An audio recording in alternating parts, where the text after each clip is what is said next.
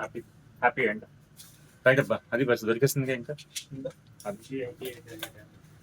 సున్నా knowledge, medicine మీద సున్నా నాలెడ్జ్. ఇది పోగా మినిమమ్ దీని మీద ఉన్న కాస్ట్ కూడా అమ్ముకోలేని పరిస్థితి. ఇన్ఛార్జ్ అనే వ్యక్తి ఇక్కడికి వచ్చిన మెడిసిన్ ఎంఆర్పి ఎంత ఉందో చూసుకుని సిస్టమ్ లో తప్పు పెడితే కనుక ప్రజలకు ఇచ్చే డబ్బులు కాబట్టి ఇవి ప్రజలు కొనుక్కునే ప్లేస్ కాబట్టి నిన్ను రాత్రి 11 గంటల దాకా ఎందుకు అలౌ చేస్తున్నాము? పక్కన రమా మెడికల్స్ ఎందుకు అలౌ చేయట్లేదు? నీకు ఇచ్చిన ప్రివిలేజ్ దేనికోసం? అది ఈ టైంలో కూడా నువ్వు సర్వ్ చేస్తావని చెప్పి పీపుల్కి.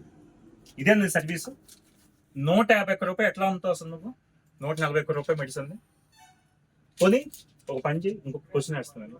నాకు దీంట్లో 2 టాబ్లెట్లు ఇవ్వు, కట్ చేసి ఇవ్వు. అది అయిపోయిందా? రాదు. 2 టాబ్లెట్లు ఎవరికి స్ట్రిప్ మొత్తం కొనాల్సిందే. నా దగ్గర నేను ఇదే ఎంఆర్పి డబ్బులు పెట్టుకుని లోపలికి వస్తే కనుక 5 పైసలు నా దగ్గర లేకపోయినా కూడా ఈ మెడిసిన్ నాకు దొరకదు. ఇక్కడ గుర్తుపెట్టుకోండి, ఈ మెడిసిన్ నాకు దొరకదు. అది పరిస్థితి. నాకు పూర్తిగా ఈ అన్ని మెడిసిన్స్ లో కూడా ఫార్మా మొత్తం ఈ ఎంఆర్పి మీద నా డౌటే. సిస్టమ్ లో ఉన్న ఎంఆర్పి వేరే ఉంది, దీని మీద ఎంఆర్పి వేరే. పచ్చి మోసం జరుగుతుంది ఇక్కడ. బాగా అన్నా, చాలా బాగా మాట్లాడాడు. అప్పుడు చాలా రెస్పెక్ట్, ఫుల్ రెస్పెక్ట్. మైలవరంలో నీకు ఇష్టమైతే కొనుక్కోయా, అక్కడ పెట్టేసి వెళ్ళిపో మెడిసిన్. నేను నీ గురించి రావాలా?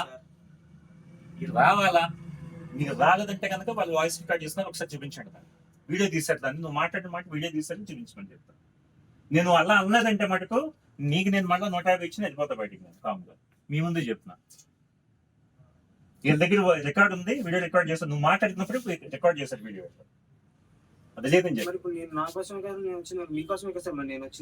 వచ్చావా? జస్ట్ ఇంకో 2 నిమిషాలు కారు ఎక్కి వెళ్ళిపోండి. నా పని నేను చూస్తున్నాను.